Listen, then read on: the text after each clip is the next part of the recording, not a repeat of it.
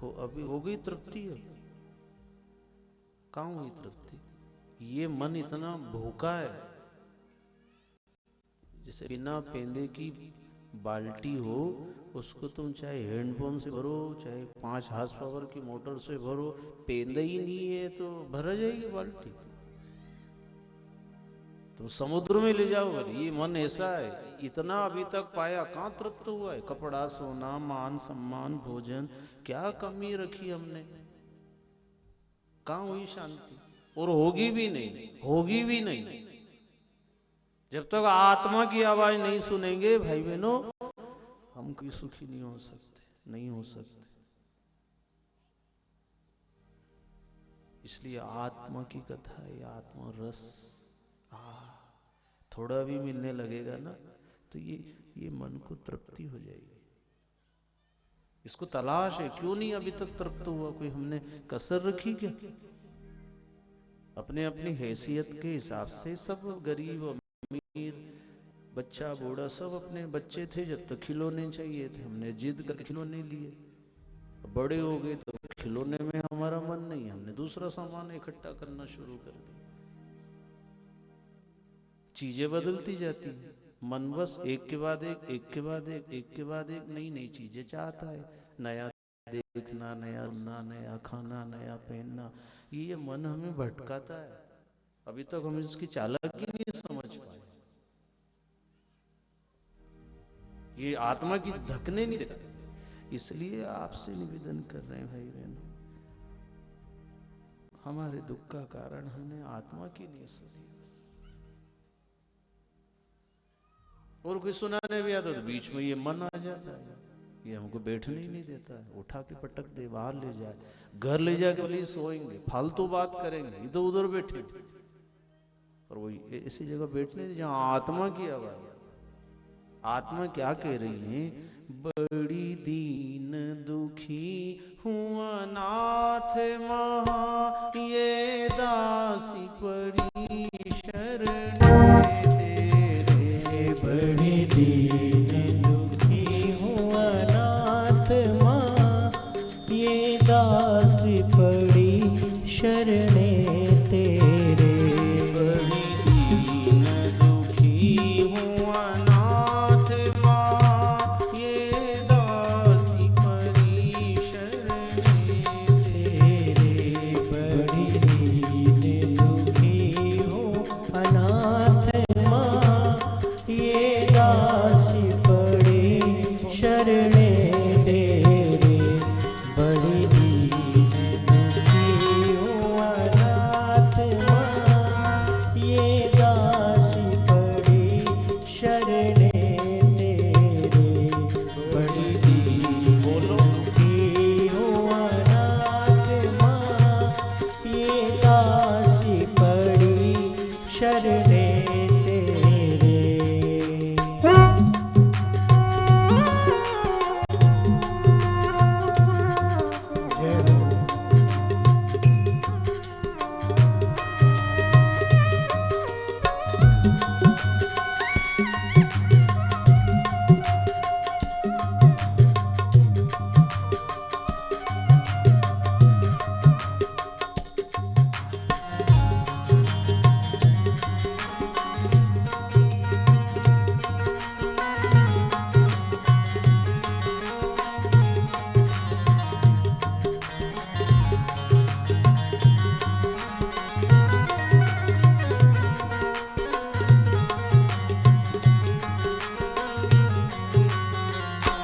सुख पाने को पाप किया ही घना, सुख पाने को पाप किया ही घना। सुख पाने को पाप किया ही घना। सुख पाने को पाप किया ही घना। प्रभु पाने का साधन कुछ न बना। प्रभु पाने का साधन कुछ न बना। पाने का साधन कुछ न बना। प्रभु पाने का साधन कुछ न बना। ये दासी पड़ी शरणे तेरे, ये दासी पड़ी शरणे तेरे। बड़ी दीन दुखी हूँ अनाथ माँ, ये दासी पड़ी शरणे तेरे। बड़ी दीन दुखी हूँ अनाथ माँ, ये दासी पड़ी शरणे तेरे।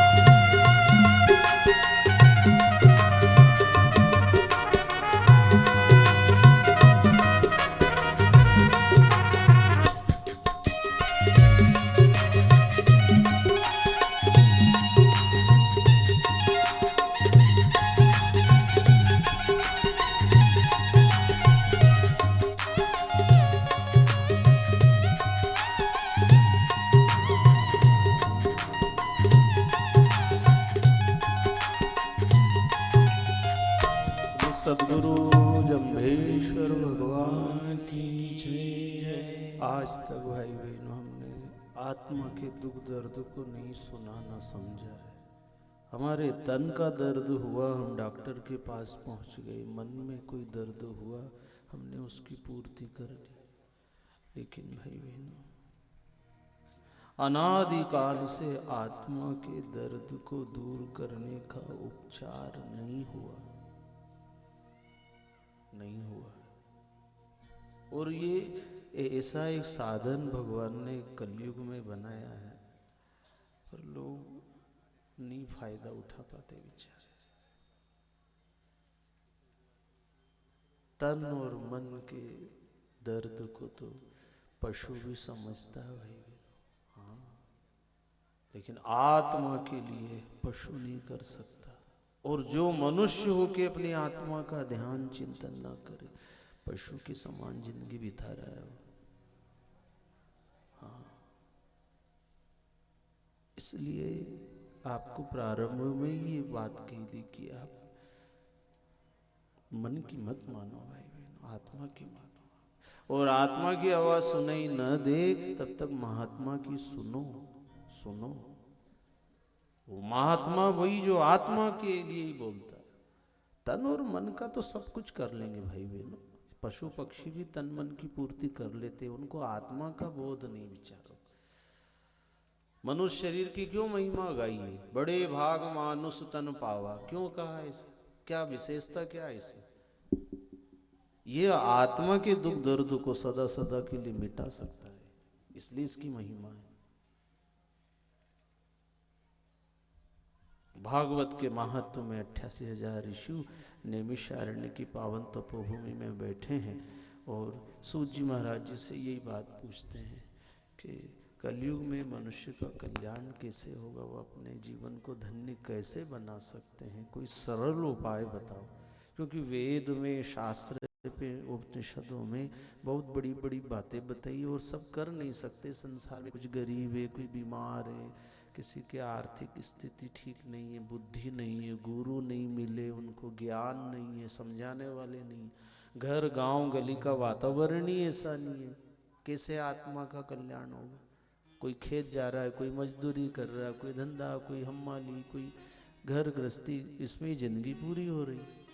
कोई ऐसा उपाय बताओ कि सब झंझटों में रह के भी आत्मा का कल्याण कर ले। क्योंकि आपने सब शास्त्र पढ़े, अब बड़े बड़े साधन है, तीर्थ यात्रा है, तो सबसे होती क्या? करने वाले तीर्थ करते, दान देने वाले दान देते, जिनको धन है वो दान देते, तपस्या, जिनको गुरु मिल गए, शरीर में शक्ति, वो तपस्या करेंगे।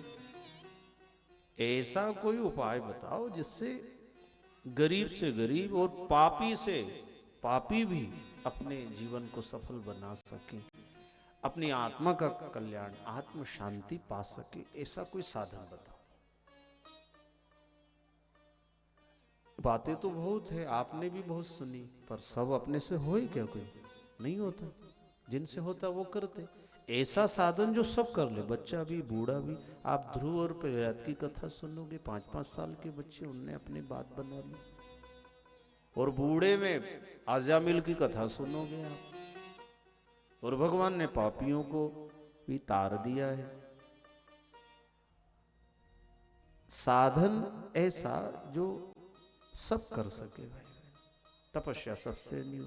आपके शरीर में क्षमता, आप 2-3 घंटा बैठ सकते। कोई ऐसा भी होगा ये मेरे से इतने समय बैठते नहीं बनता, मेरा शरीर साधन, फिर उसके लिए क्या साधन है? इतना अच्छा मौका, एक तो मनुष्य शरीर मिल गया, और ऐसी बातें हमको सुनने को मिल रही जो हमारे ऋषि मुनियों ने कई वर्ष तक तप साधना करके जो ज्ञान पाया, वो रेडीमेड ज्ञान हमको मिल रहा। रेडीमेड व्यवस्था, घर से आप निकल के आए, गादी बिछी हुई है, माइक लगा है, सुनाने वाला भी, रेडीमेड व्यवस्था तो देखो आप। फिर भी अगर हम लाभ न लें तो ये हमारा दुर्भाग्य है भाई बहनों। हमने वही चीज इकट्ठा करी है जिसका नाश होना है। हमने मन भी वहीं लगाया, बुद्धि भी वहीं लगाई, समय भी वहीं लगाया, किसमें? नाशवान। जैसे जिसके पास धन है उसे धनवान कहते, ज्ञान है उसे ज्ञानवान कहते हैं, खूब अध्ययन किया है, पढ़ा लिखा है, उसे विद्वान कहते हैं, और जो नाश को प्राप्त होना उसे नाशवान कहते हैं। तो जांच करें हम सब, मैं भी सोचता हूं, आप भी सोचो, हमने ऐसा कोई सामान इकट्ठा किया जिसका कभी नाश ना हो। विनाशी शरीर में अविनाशी आत्मा रहती है। कितने आश्चर्य की बात, ये शरीर नाशवान है, कितनों का छूट चुका। ये चित्र लगे, हम सब देख रहे हैं, हमारे बीच थे, आज नहीं है, पर आत्मा सदा रहती है। अब उनका शरीर नहीं है, हमारा शरीर है। अब हम तो जागरूक बने, हम तो कुछ आत्मा के लिए थोड़ा तो करें भाई बहनों। हम शरीर के लिए करते हैं, ठंड गर्मी भूख प्यास नींद सब शरीर की व्यवस्था हम 24 घंटे में जो चाहिए वो देते हैं, पर जिससे शरीर टिका है उसके लिए क्या करते हैं, इस पे विचार कर। आत्म संतुष्टि सबसे बड़ी संपत्ति। चाहे झोपड़ी में रहो लेकिन आपकी आत्मा में शांति हो, आपकी आत्मा में दया प्रेम हो, करुणा हो, सबके प्रति सद्भावना हो। आज मैंने देखा आप सब सामाजिक बंधु में इतना प्रेम, मेरे आत्मा गदगद हुई।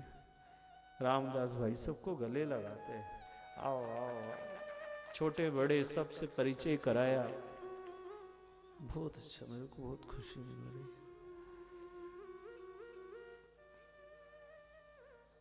आत्मा को क्या चाहिए? कोई रोटी कपड़ा भोजन आत्मा को थोड़ी चाहिए। आत्मा तो अजर अमर चेतन है भाई बहनों।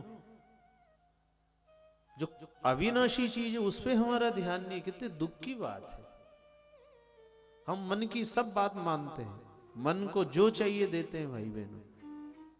अभी तक इतनी उम्र हुई, हम आत्मा के बारे में कुछ नहीं समझे कि ये क्या चाहती, हम सुखी क्यों नहीं हुए। हमें छोटी छोटी बातों का दुख है, हमारे मन में कुछ न कुछ पीड़ा दर्द है, हमारे मन में अभिमान भरा हुआ है, हमारे मन में ईर्ष्या भरी हुई है। ये सब कारण क्या है, हम अभी तक ठीक से समझे नहीं। हमको बुरा भी बहुत जल्दी लग जाता है, हमको क्रोध आ जाता है। हमने क्रोध नहीं छोड़ा, लोभ नहीं छोड़ा, झूठ बोलना नहीं छोड़ा, निंदा चुगली नहीं छोड़ी। इतनी कथाएं, इतने दर्शन, इतने जाप हवन सब हम कर रहे, तो कहाँ जा रहा है ये सब भाई? ये तो अब तक तो शांति हो जाना चाहिए थी।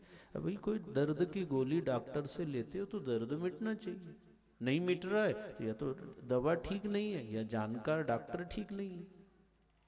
आगे चलो, देखो कहाँ से मेरा दर्द मिटे। हम बंबई तक चले जाते हैं बीमारी दूर करने के लिए। तन का हमें दर्द होता है, तन का उपचार है, डॉक्टर है, आत्मा का कैसे उपचार होगा भाई? और इस शरीर में रहते हुए ना कर सके तो फिर कब करेंगे? शरीर तो एक दिन छूटना है। तो अविनाशी जिसका नाश ना हो उसे जानने की कोशिश तो करो। कब करेंगे? शरीर का भी ठिकाना नहीं है, कभी भी छूट सकता है, किसी का भी छूट सकता है। तो 88,000 ऋषियों ने 5,120 साल पहले ये बात पूछी थी। क्या पूछा? कि आने वाले कलयुग में लोगों का कल्याण कैसे होगा? क्योंकि कलयुग में बुद्धि भी कम होगी, लोगों की आयु भी कम होगी, लोगों के पास समय भी कम होगा, इनसे तपस्या भी नहीं होगी, इनसे ध्यान भी नहीं लगेगा, इनसे त्याग भी नहीं होगा,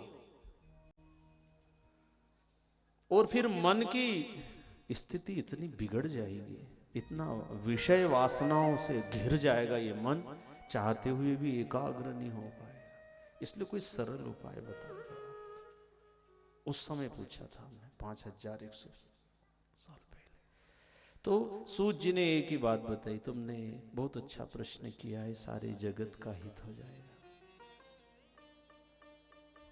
हमारे अंदर जब जगत के हित की बात आ जाए, भले हम नहीं कर पाएंगे जगत का, लेकिन सोच तो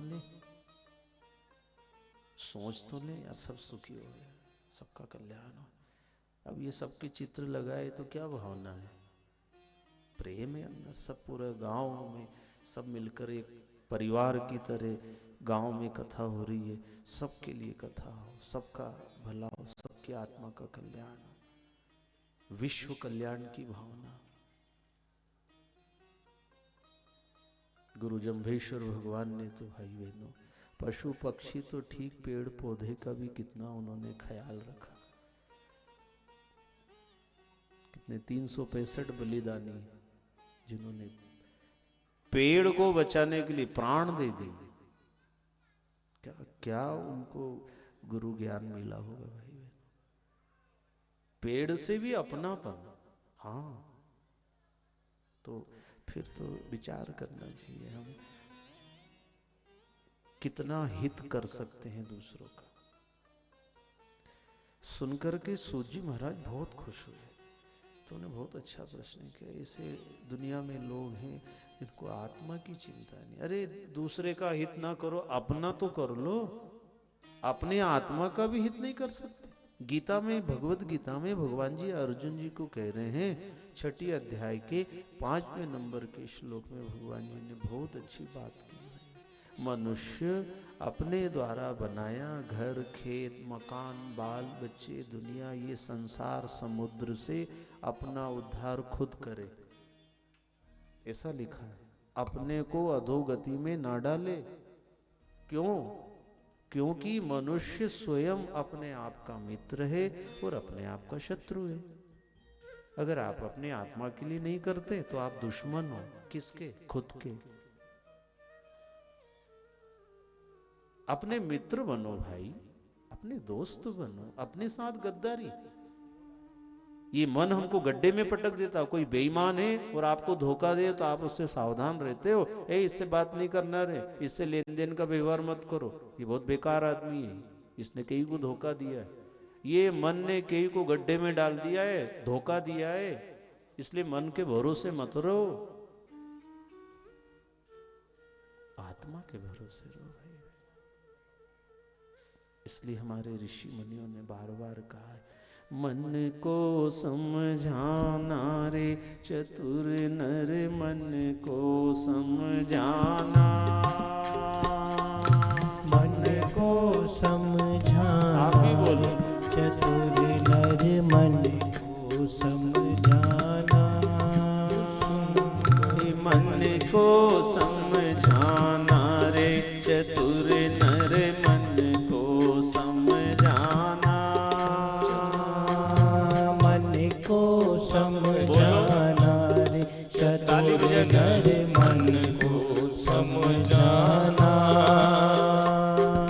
यह संसार मोह का दलदल, यह संसार मोह का दलदल, यह संसार मोह का दलदल, यह संसार मोह का दलदल। तो इसमें मत फंस जाना चतुर नर, मन को समझाना।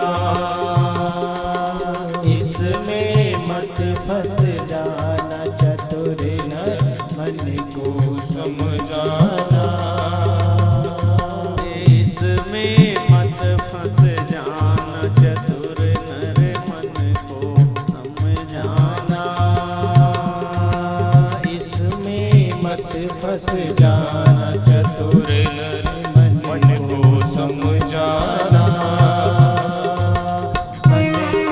समझाना रे चतुर नर मन को समझाना।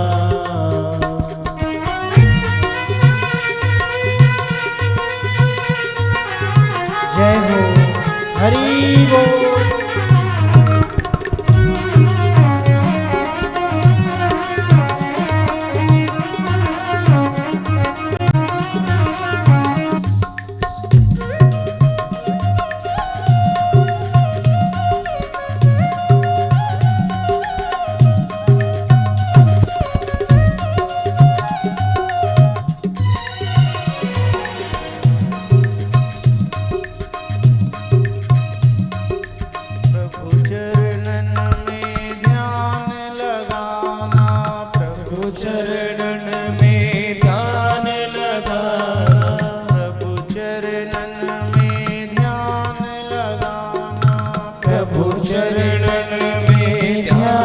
लगाना और कहीं मत जाना चतुर नर मन को समझाना।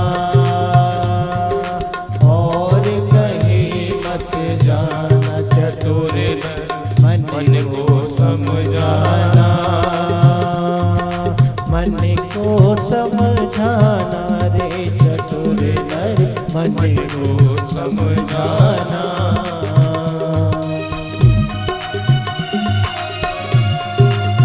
जय हो हरि बोल।